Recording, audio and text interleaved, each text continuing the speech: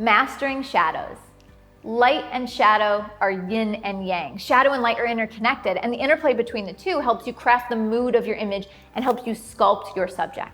I know that for a very long time, I didn't really think about the shadows. I thought about the highlights. I'd place my main light and then just let the shadows fall where they may. And I wasn't thinking about the depth of the shadows or the quality of the shadows, or really thinking much about them at all, except for where the light was generally falling on the face.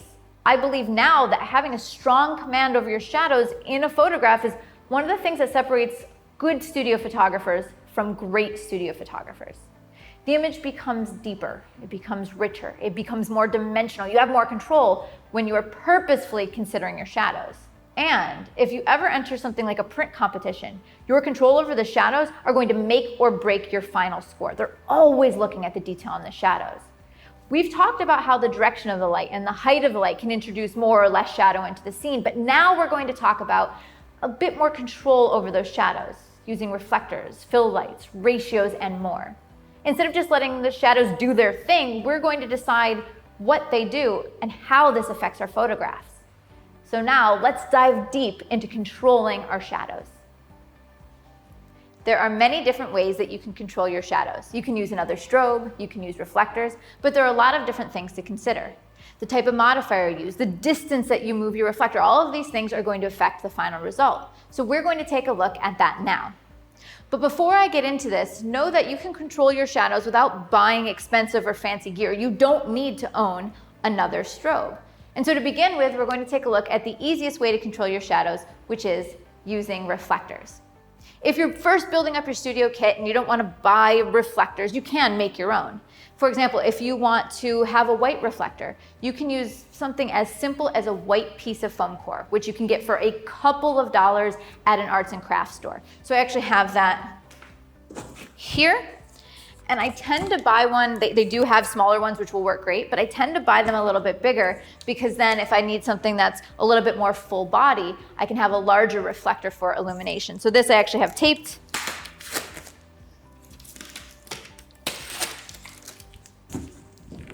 That's really simple. I can tape it or clamp it to a stand and it will give me a full body reflector. And it only costs a couple of dollars. If you would like to create a silver reflector, you can actually go to something like a party store and buy a cake pan and use that as a reflector. All you're really looking for is a silver metallic surface to bounce back light. But what I'm going to show you now is actually using a real reflector because I want you to be able to see the size of the reflector I recommend, the distance, the angle, and all of that. So let's bring out that reflector.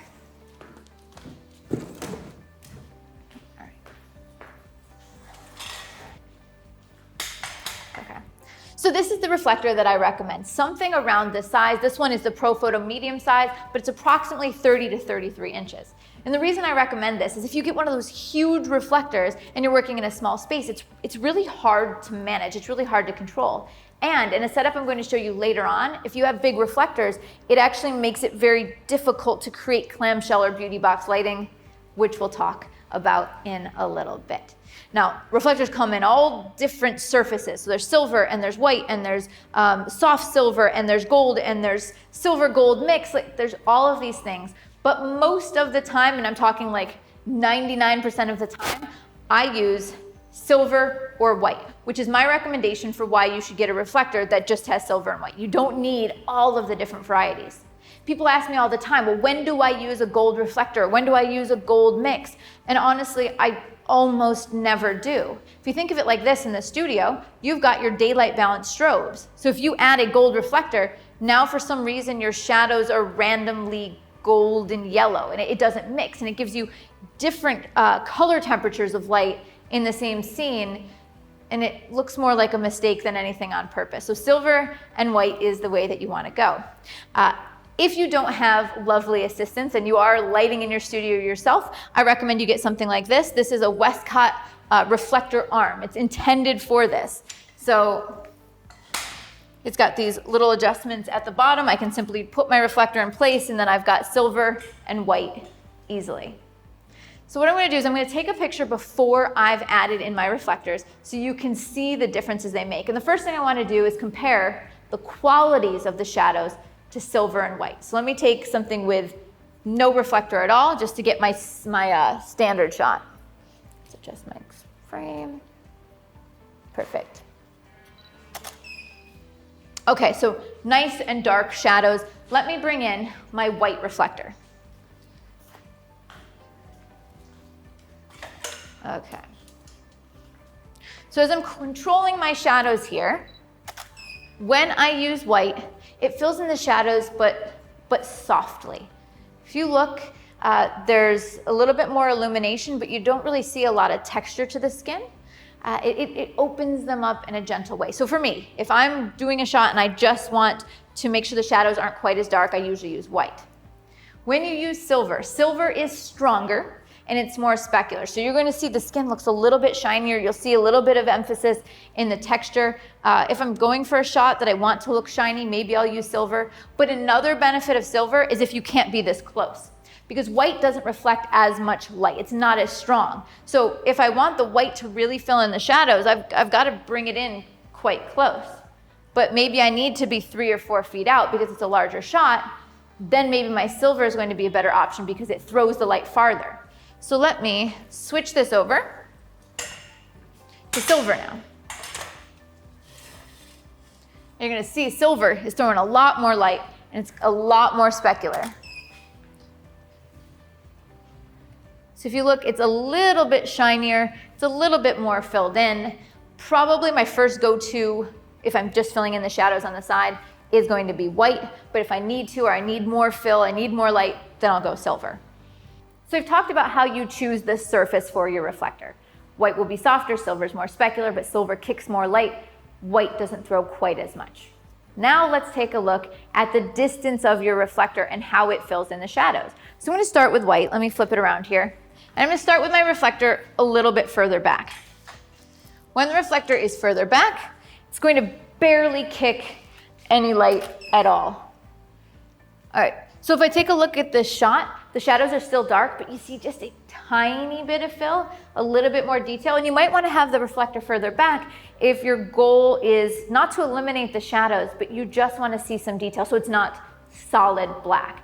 And if you're the type of photographer that shoots for print competitions, having the detail in your shadows is going to be important. Now I know as I bring the reflector in closer and closer, it's going to lighten up the shadows more and more and more until I get to the point where it almost eliminates them. So let's take a look. I'm going to bring it in just a bit. It's right here. Opens up my shadows more. And then I can bring it in even more to nearly eliminate them. They'll still definitely be there, but they'll be a lot lighter. Yeah, you can only see this the tiniest amount of that shadow. One of the things you want to consider as well is if you're using a reflector, you do have to pay attention to the position of your light, which sounds weird, but I think of it kind of like you're playing pool. Like you got to be positioning in the right angle, otherwise the light's going to be ricocheting in the wrong places. So for example, let me just put the reflector here. Okay, take a shot. So she definitely has some fill in the shadow side of her face. But let's say for whatever reason I have my reflector pointed more towards the background, okay? And not so much as at the reflector. What you'll see is if you compare the two shots, the shadows got darker. So the angle of your main light affects how much light actually reaches your reflector. Later on, we're going to talk a little bit about grids. And grids will also change how much light reaches your reflector. So in other words, what I want you to keep in mind is how much light is bouncing back into the shadows. It depends on the type of reflector you choose, the distance of the reflector, the angle that your light's placed at. So it actually is dependent on several things, not just put the reflector in one place. All right, so let me do the same thing with the distances, but this time we're going to take a look at using a silver reflector so you can see the differences and the point at which it starts to be kind of a shine on the face instead of fill to the shadows. So let me point this back. Great. Let me turn around to silver and we'll back it up. All right. So you'll see a little bit of fill, but not much at all. Great. Let's move it in a little. And when I bring my reflector in closer, I can actually already see what it's doing to the shadows with my naked eye. I don't need to rely on taking the picture. I can actually see the angle. Let me flip your hair back one more time. Good. And notice this, as I move the reflector, it changes the amount of light that I'm seeing on the face. So you have to consider all of this when you're placing your reflector. Great. So I see fill to the shadows, and then if I bring it up really, really, really close, I'm really going to almost eliminate the shadows. And you see just a little bit more texture to the skin. So you can see a bit of the difference between using white and silver, and then also the distance to the subject. But you just saw in this last example that moving the reflector side to side changes the way the light is hitting the subject. So yes, you have to consider distance, but you also have to consider angle around. For example, if I take the same exact reflector and I move it back behind my subject, can you imagine what it's going to do? It's going to put the light source, the reflector is a light source, coming more from behind her, lighting the side of her face and her jaw. So you can see it lights her hair and her jawline and doesn't fill in the shadows as much as it did when it's further up. So let's take a look here. So now what you see is that reflector is more like a rim light than a fill light. Where you place it makes a big difference. And then if I bring the reflector up to the front, it's going to be a lot more fill. I just have to make sure it's still getting light from my octabox there. Great.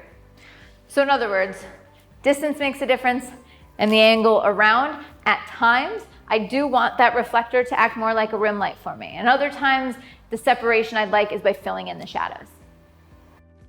You can control the shadows by filling in on the shadow side of the face, but sometimes that shadow side of the face is underneath the face, like underneath the nose or underneath the neck, underneath that jawline. And so this is one of the most common portrait lighting setups called clamshell lighting. And so what you do is you put a light source underneath your subject's chin. And what it can do is it can pop a sparkle into the eyes, or you can simply fill in those shadows, open them up so they aren't quite as heavy. But there are a couple things to consider. In this example, I'm going to demonstrate how you can use reflectors to create clamshell lighting and some of the things you want to watch out for, but you can absolutely use another light source. And the reason this is called clamshell lighting is because the subject's head is the pearl in the clam. And so you have one light source above and another light source below. And in this example, the light source is going to be the reflector bouncing light back in. But I could put a strip light underneath, or a zoom reflector underneath, or a beauty dish underneath. It could be really any light source that you want, and the modifier that you choose changes the quality of that fill. So we're going to take a look with a reflector. And let me take a picture before I add the reflector into the equation. And so what you'll see is it's not particularly dark shot. She's got a little bit of shadow in the top of her eyes, a little shadow underneath her nose, and a little bit of shadow underneath her jawline. So first, we've already talked about the qualities of using a white reflector. It's softer, it's not quite as strong, and the distance makes a difference. The lower it is, the less fill there will be, the higher it is, the more fill there will be. So let's pass this off and have you hold it nice and low to begin with. So if you look, that white reflector down really low just fills in the shadows a little bit. And then one more time all the way up, perfect. And so it really fills in the shadows. But see how softly it does it? It's just opening up those shadows, bringing back detail, making the shot look a little bit lighter. And if you look at the catch lights in her eyes, you just see a little bit of a subtle white reflection. However, if we switch it to silver, now that reflection is going to become specular. It's going to become bright. It's going to be a pop in the eyes. And the distance still makes a difference. So this is just going to give us a pop in the eyes. And you get a little bit of fill underneath, but not very much. And let's raise it up a little bit more. Okay. Now you're starting to see a little bit more specularity because it's silver. See how the chin is a little brighter and the neck is a little brighter and the eyes pop a little bit more? That's because the reflector filling in is a silver reflector. Silver equals more contrast, more specularity. And last one, really tall. All right, so we've basically eliminated the shadow right underneath the chin. And if you look, she's got really bright pop to her eyes. So this is clamshell light with a silver reflector. but I want you to watch something. Can you bring it up halfway? Okay, now move all around. Look at how different that light is on her face. It's totally different depending on the angle that she places that reflector. So this is one of the reasons that I try to get some kind of reflector stand so that I can actually position the reflector exactly where I want it to be and not leave it up to where my model chooses to put her hands. And also, if I want to do a pose where she poses with her hands, I'm not going to be able to do this. So this is where having some kind of stand or grip or an assistant is going to help you out a lot. One of the things I do want you to watch out for if you create clamshell lighting is sometimes with the reflector, can you bring it up real tall? Sometimes what you'll get is you'll actually have the chin and the neck be brighter than the eyes and the forehead. So just watch out with that angle because your eye goes to the brightest part of the photo, which may be the chin or the neck, and that's not going to be the most flattering place. There are actually many different tools to help you create clamshell lighting. You got the reflectors. There's something called an eye lighter, which is a big scoop reflector that fills in the light on all sides. Usually it's just silver, so I don't think it gives you as much control because you can't turn it to white. But there is one tool that I wanted to show you. It's in the gear guide that I use all the time, and it's really helpful when you want multiple reflectors and you don't have lots of assistants. So this one is called the Last Light Triflector. So I'm going to bring that in. Let me switch. Perfect. Right. Great. Move this. Beautiful. Okay, so this is a triflector, and it looks really complicated. It's actually relatively affordable. The reason I like this is, let's say that I want a white reflector below filling in, but then maybe on this side of the face I want silver, and I want it a little bit further back so it's more like a rim light. And then maybe I want nothing on this side at all. I can take those reflectors back. So this kit actually contains the arm and the 3 reflectors. And this one has silver and white, but you can also rig it to hold whatever you want. So maybe I actually want negative fill, black on the sides. I could cut black pieces of foam core and put it there. So I find it really useful to hold multiple reflectors. So the setup that I have here for you guys is something that I call Beauty Box. And what I'm actually going to do is box my subject in with reflectors on all sides. So what it does is I've got that main light, and then the reflectors below, they all catch the light, bounce it around. It fills in on either side of the face. It fills in underneath the jawline. And it just gives really flat, even, smooth, creamy light. So let me take a shot of this. And so if you see, it's just soft. It's very flattering for a basic portrait. I can also bring these up closer to fill the light in more. And I can also pick a harder modifier instead of a softbox if I want a little bit more pop to it. And I can switch this to silver if I want even more glow to it. So these are all variations that you can take. I just wanted to introduce you to a tool that you may find useful if you want to use multiple reflectors, but you're working on your own. So far, we've talked about ways to control the shadows by filling in those shadows with reflectors or maybe with a light source.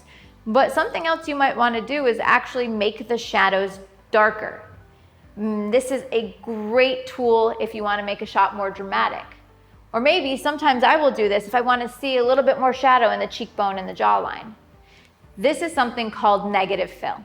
And negative fill is going to be anything that you would put to the side of your subject that absorbs that light, that eats it up so that it makes the shadows darker. This could be a black piece of fabric.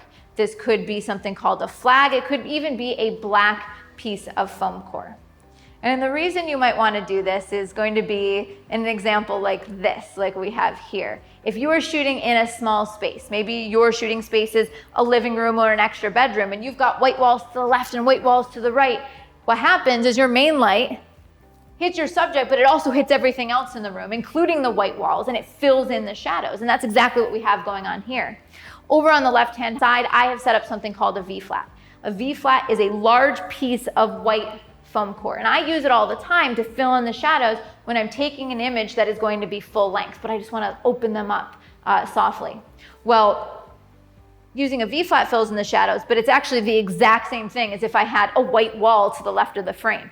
They will do the same thing. So this is going to be really difficult if you'd like to have a photo that's a little bit darker, where your shadows are deeper, maybe something that's a little bit lower key. So what you can do is you can put up a black piece of fabric on that wall, or you could put something in between the wall and your subject. So that's what we're going to do here. Let me take a quick shot to show you just how filled in those shadows are.